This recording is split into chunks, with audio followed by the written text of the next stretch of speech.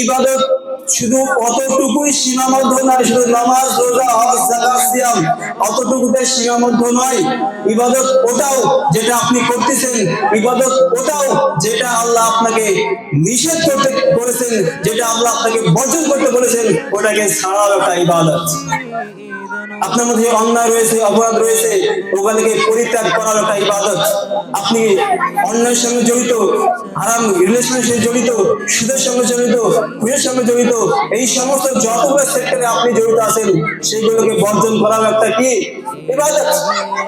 শুধু নামাজ পড়ে গেলাম, অন্যায় ছাড়তে পারলাম না, রোজা রেখে গেলাম, ঘুষ অন্যায় ছাড়তে পারলাম না, শুধু ইবাদত অতটুকুই নয় যে শুধু নামাজ পড়ে গেলাম আর অন্যগুলো অন্যায়গুলো ছাড়তে পারলাম না, অতটুকু ইবাদত নয়।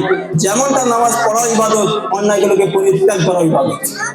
সুতরাং অন্যায় আপনার মধ্যে যতগুলো আছে একটা একটা একটা করে খুঁজবেন, খুঁজে সেগুলোকে বর্জন করবেন, তবেই আপনি ইহকালে পরকালে কামিয়াবি অর্জন করতে পারবেন ইনশাআল্লাহ। করবেন তো ইনশাআল্লাহ? করতে হবে।